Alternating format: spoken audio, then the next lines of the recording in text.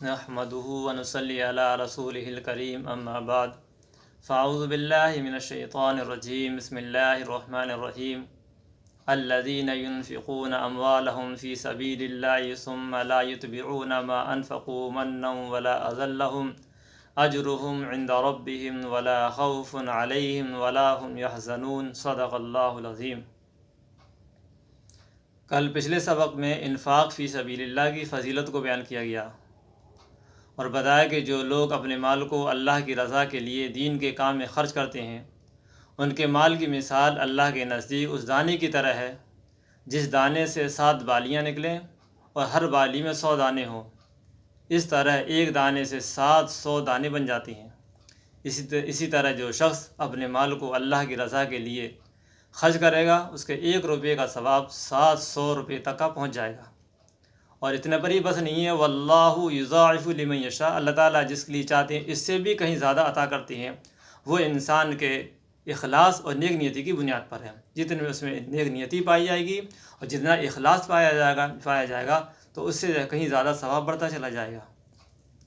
ابھی جو آیت کریمہ پڑھی ہے اس کے اندر 2 شرطوں کو بیان کیا گیا ہے کہ جب وہ 2 شرطیں پائی جائیں گی تو انسان کو وہ ثواب اللہ کے نزدیک محفوظ ہو جائے گا، اور اگر وہ 2 چیزیں نہیں پائی جائیں گی تو جہاں انسان کو وہ سارا عمل کل عدم ہو جائے گا، ختم ہو جائے گا اور اللہ کے یہاں اس کو کوئی بھی ثواب نہیں ملے گا۔ وہ 2 چیزیں جو پائی جائیں گی تو فرمایا کہ الذین ينفقون اموالهم فی سبیل اللہ ثم لا يتبعون ما انفقوا منا ولا اذى، کہ جو لوگ اپنے مال کو اللہ کے راستے میں خرچ کرتے ہیں اور پھر خرچ کرنے کے بعد نہ تو احسان جتلاتے ہیں اور نہ سامنے والے کو تکلیف پہنچاتے ہیں، لہم اجر عند ربہم، تو ان کا اجر ان کے رب کے پاس محفوظ ہے۔ ان صدقہ تو کر دیا، انفاق فی سبیل اللہ تو کر رہا، نیک کام میں خیر کے کام میں مال تو خرچ کرا،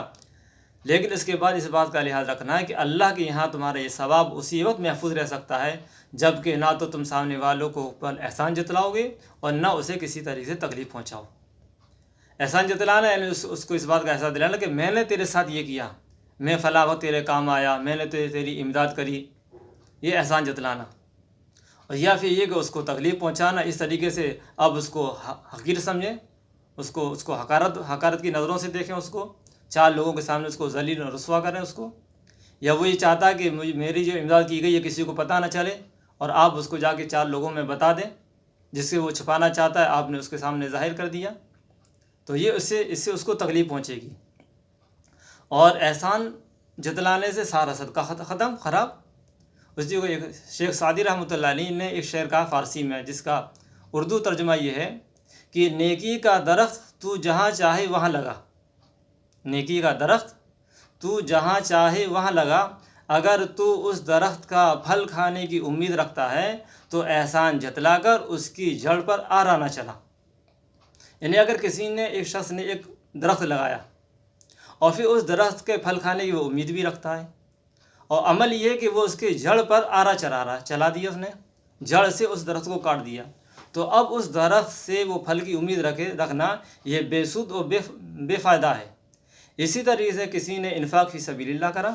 نیک راستے میں مال کو خرچ کرا، اللہ سے ثواب کی امید بھی رکھتا ہے، لیکن اس کا احسان جتلا دینا ایسا ہی ہے جیسا کہ درخت پر آرا چلا دینا۔ اب وہ اللہ سے امید رکھتا ہے ثواب کی، تو یہ اللہ سے ثواب کی امید رکھنا بے سود بیکار ہے، اس لیے احسان جتلانے سے وہ سارا ثواب اس کا ختم ہو گیا۔ اس لیے اس بات کا لحاظ رکھنا چاہیے کہ جب انفاق فی سبیل اللہ کیا جائے، نیکی کے کام میں، بھلائی کے کام میں جب مال خرچ کیا جائے تو پھر اب سامنے والے کو نہ احسان جتلانا ہے اور نہ اسے کسی دوسرے طریقے سے تکلیف پہنچانی ہے۔ لہم اجرہم عند ربہم، جو ایسا کرے گا انفاق فی سبیل اللہ کرنے کے بعد نہ تو احسان جتلائے گا اور نہ سامنے والے کو تکلیف پہنچائے گا، تو ان کا اجر ان کے رب کے پاس بالکل محفوظ ہے۔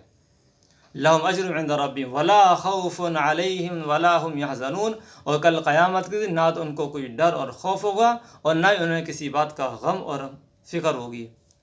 تو یہ بڑی فضیلت بھی ہے، لیکن انسان کو چاہیے کہ اس کی احتیاط کرے کہ اپنے صدقے خیرات کو وہ احسان جتلا کر باطل نہ کرے۔ دعا کرو اللہ تعالی ہم سب کو بھی ان تمام باتوں کو اچھی طرح سمجھنے، ان پر عمل کرنے کی توفیق نصیب فرمائے۔ آمین۔ وآخر دعوانا الحمد للہ رب العالمین۔